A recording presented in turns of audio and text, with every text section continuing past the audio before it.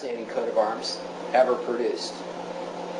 Dr. John Walborg of Dallas Theological Seminary had this to say concerning the subject of the Antichrist.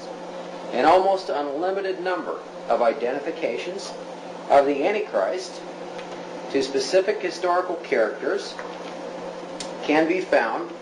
Among the more prominent are Muhammad, the founder of the Muslim faith, Caligula, a Roman emperor who claimed to be God, and Nero, a popular candidate for the title because of his burning of Rome and persecution of the Jews and Christians.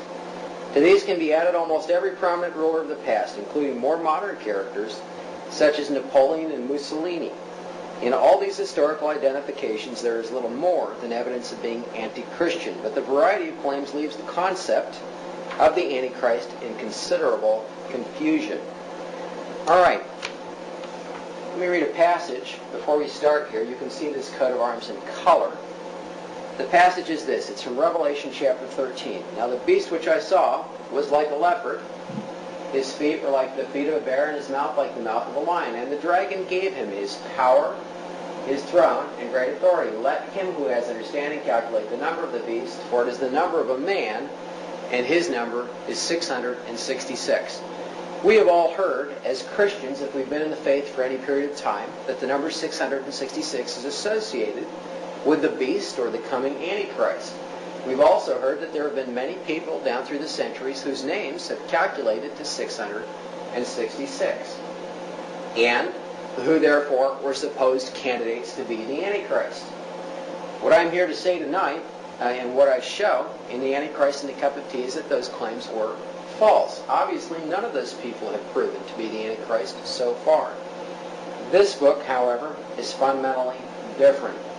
Notice that it says, let him who has understanding calculate the number of the beast, for it is the number of a man. In other words, the beast, that imagery, that strange imagery, the beast with feet like a bear, body like a leopard, mouth like the mouth of a lion, to whom the red dragon of Revelation 12 gives his power, his throne, and great authority, is the required context scripturally for even attempting to perform the name calculation. If that imagery is not present for the individual in question, that person cannot be the Antichrist. You may as well not even try to do the name calculation, because even if somehow you make it work out to 666, you will fail. That person will not be the Antichrist.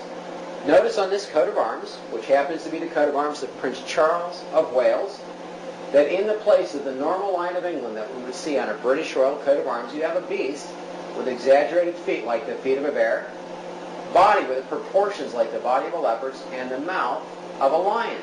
Notice as well that in the lower right-hand compartment there is a red dragon, and above that a unicorn that has human eyes. In Daniel chapter 7 in the Old Testament, the Antichrist is referred to as the little horn with the eyes of a man. And I say the eyes of a man because you'll notice that it has a visible eye white, that the eye socket is not round, and that the eye is not one solid color. I'm going to show you Queen Elizabeth II's coat of arms, the achievement, heraldic achievement of Prince Charles' mother. Notice that on her coat of arms, she has a normal lion, not this beast with exaggerated feet or the body of a leopard or the mouth of a lion. This is an actual lion. Additionally, there is no red dragon, and the unicorn has an eye that is round, solid, not a human eye. And I'm going to show that in a blown-up version in a moment to clarify that, because this image is somewhat difficult to see. Again, here's the beast on the left-hand side, or dexter side in the heraldry of Prince Charles' coat of arms, exaggerated feet like the feet of a bear, body like the body of a leopard, mouth like the mouth of a lion. On the other hand, here again, is the beast on Queen Elizabeth II's coat of arms, a normal-looking lion in every respect.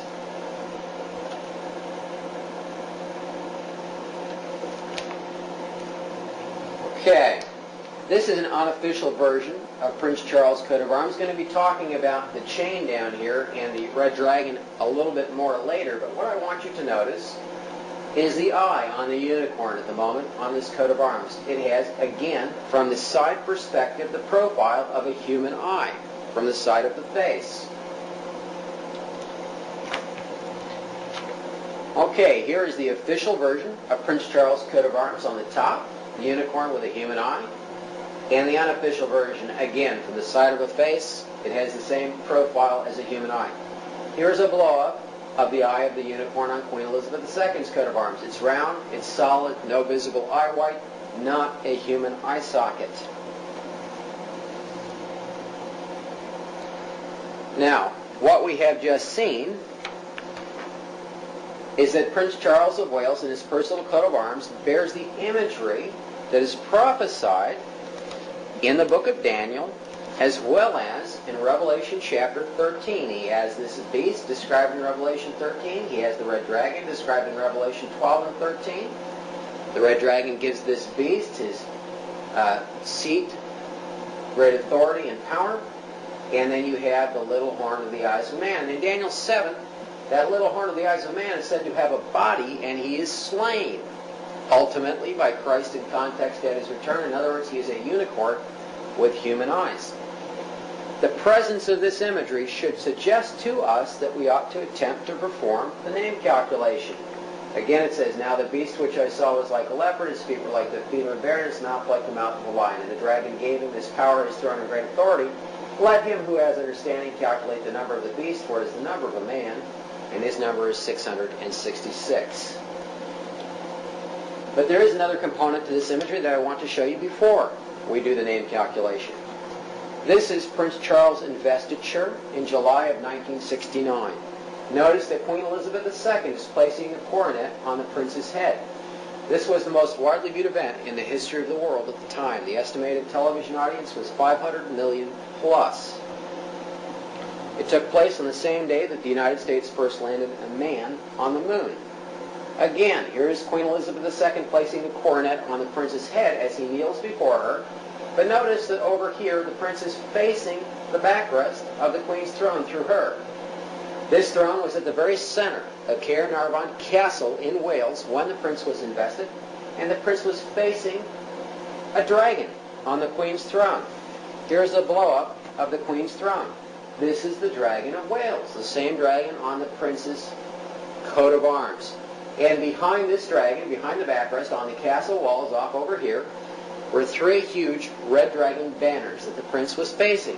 Likewise, to the opposite side over here on the castle walls were more red dragon banners. The prince faced those dragons as he entered the castle for his investiture, and he faced those dragons as he faced this dragon when the coronet was placed on his head. Therefore, it is literally true of Prince Charles that the red dragon, who is called Satan, and the serpent who deceived Eve in Revelation 12, gave the prince his seat, throne, power, great authority. This is the badge of Wales. Notice that in the center of it is the red dragon. In color, this red dragon is imposed over a green and white field, just as the Welsh flag is portrayed today with a red dragon over a green and white field. The motto on this badge, when translated into English, means the red dragon gives the lead. In other words, the red dragon gives the lead to Prince Charles. Here is a blow-up of both the official and unofficial versions of the red dragon on Prince Charles' coat of arms. Some interesting things to notice here. In the official version, this chain is bound. And this chain, by the way, in heraldry is called a restrainer. That's what it actually is called.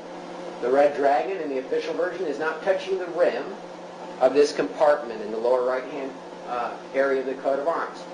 And the hoof, the goat's hoof of the unicorn, is grounded. It's not lifted up in the official coat of arms. In this unofficial version, which was reproduced on a biography written by Anthony Holden on the back cover, so it's the most prominent unofficial version of the prince's coat of arms, the chain is loosed. It is not bound any longer. The unicorn is lifting its hoof, and the red dragon is touching the rim of this compartment. The placement of all the limbs of these beasts in heraldry is intentional.